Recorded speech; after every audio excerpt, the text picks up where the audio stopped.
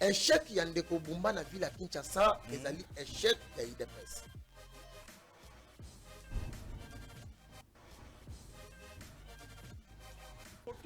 Pourquoi je soutiens Tshisekedi? Il ne faut pas me poser cette question pour avoir répondre. Je peux soutenir Moïse Katumbi, pas soutenir. Très bien. Allez, merci beaucoup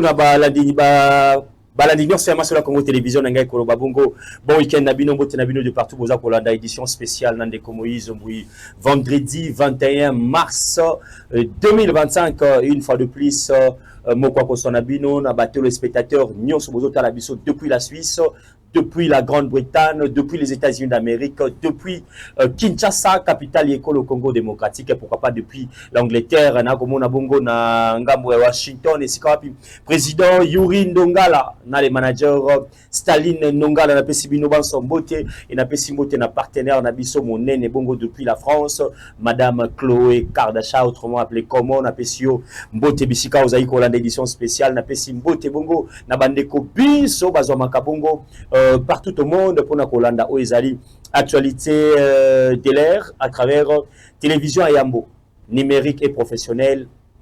Oya accompagnaka communication à proximité il y a une institution écolo pour na ko informer population la biso na pesi bino merci mingi et na pesi merci na tata Nzambe ozo battre la biso matin midi soir a ko pesa biso makasi mayele kolongo no bwanzoto pour que tozala ona ngai ne équipe mobimba yambo ite na banana lingi ko pesa bongo. Merci na ba fidèles téléspectateurs nyonso ya Masolo ya Congo Télévision. Merci na ba abonnés nyonso oyo ba croire na détermination, na volonté, na amour, na savoir-faire na biso balobi ndeko Moïse Mboui esengeli to accompagner bino. Na durée kaka moke oyo ami téléspectateurs obisika auto sepela kito tika démission na biso to banda combat ya biso mokope na ba compatriotes congolais na timing moke pas plus de 4 mois. Masolo ya Congo Télévision bola kisi biso amour biso wana tozali déjà na 10K ela kisi bongo 10 000 abonnés bazali ba monstre te bazali batu oyo batala kabiso bato bandima ete télévision sengeli to landa kango matin midi soir et vous serez jamais dessus. Alors biso na basali nyonso ya Masolo ya Congo ami téléspectateurs tozui bongo ndakisa tozui détermination tozui engagement ya ko travailler lisusu makasi tango to ko koma na mois d'avril na fin nango rassurez-vous que Masolo Congo Télévision et Kopé Sabino Lisusu merci pour les 20K. Donc Batou Ebele Bozolanda Biso Bokoto